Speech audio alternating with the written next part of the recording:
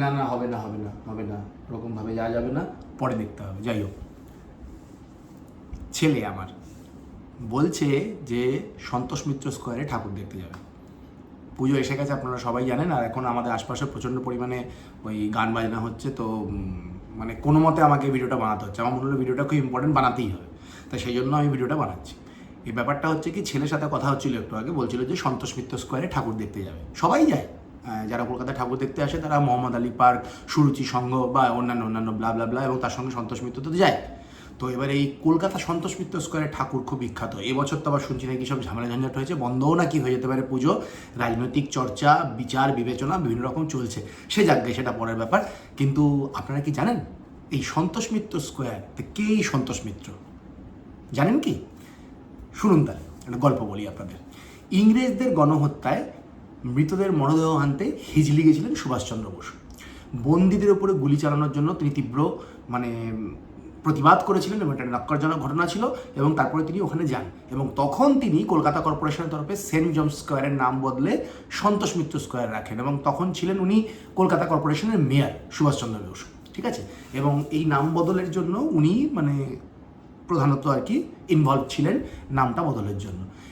আজকের এই যে পার্ক, সেই পার্কের 1C হলধর বর্ধন লেনের বাড়িতে 1900 সালে, আমার মনে হয় 1900 সালের 15ই আগস্ট, হ্যাঁ, সন্তোষ মিত্রের জন্ম হয়েছিল।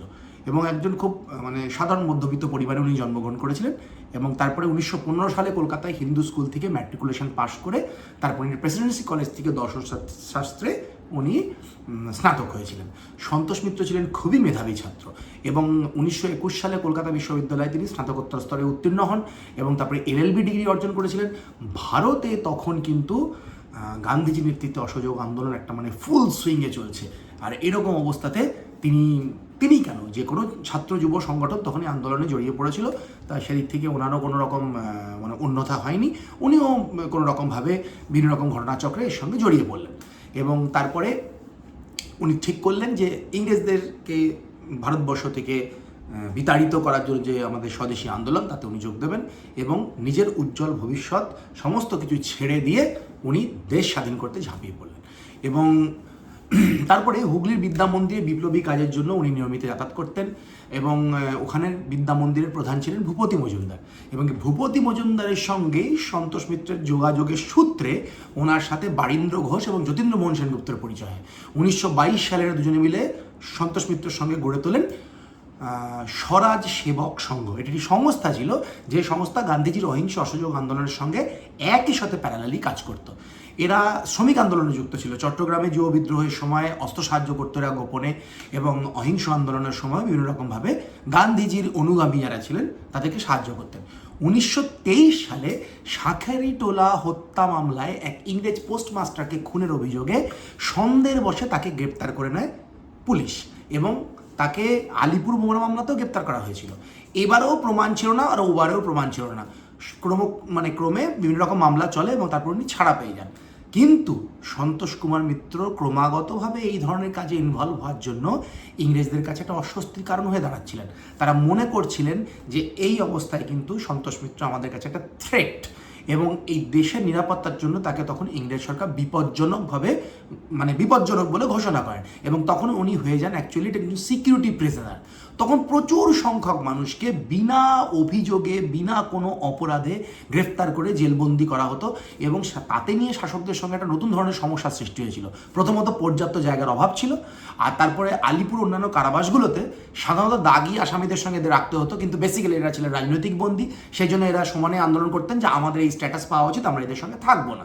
তো পরবর্তীকালে এরা কি করলো, সিকিউরিটি প্রিজনার রাখার জন্য 1931 সালে ইংরেজ সরকার আলাদা 3টি ক্যাম্প তৈরি করেন, এবং একটি হচ্ছে বহরমপুর, একটি হচ্ছে বক্সাতে, এবং একটি হচ্ছে খড়গপুর রেল জাংশনের কাছে হিজলি বলে একটি জায়গায়। এগুলোকে ডিটেনশন ক্যাম্প বলা হতো।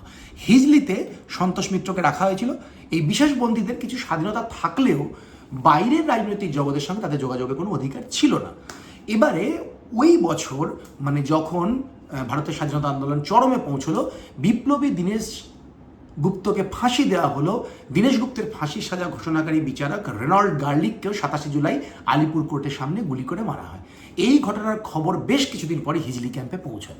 কারণ কি তখন এই ধরনের খবরাখবর ওই ধরনের ক্যাম্পে পৌঁছতে অস্বাভাবিক ব্যাপার, সময় লাগতো, সবাই জানতেও পারতো না যে বাইরে কি হচ্ছে।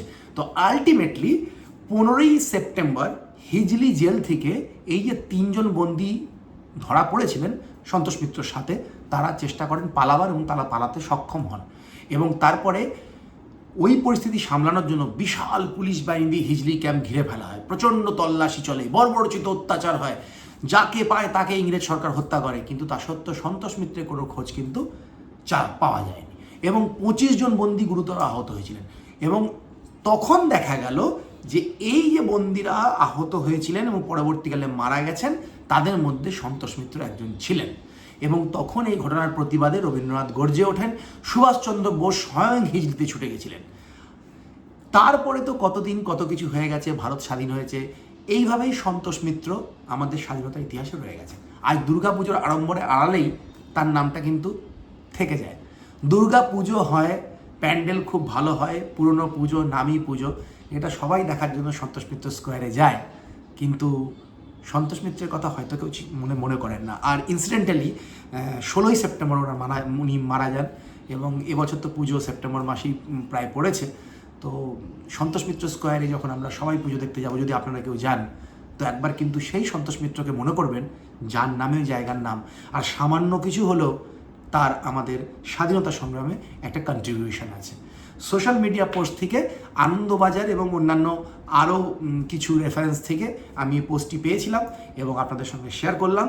আর পুজোর সময় সন্তোষ মিত্র স্কোয়ারের কথা উঠে এলো এবং তার সঙ্গে সন্তোষ মিত্রর কথা উঠে এলো, তাই জন্য আপনাদের সঙ্গে এই পুরোনো দিনের গল্প নিয়ে ফিরে এসেছিলাম। আশা করি পুজো আপনাদের ভালো কাটবে এবং সন্তোষ মিত্র স্কোয়ারের পুজো দেখতে ভুলবেন না। কিন্তু ফিরে আসবো আবার অন্য কোনো ভিডিও নিয়ে। Till then, bye by.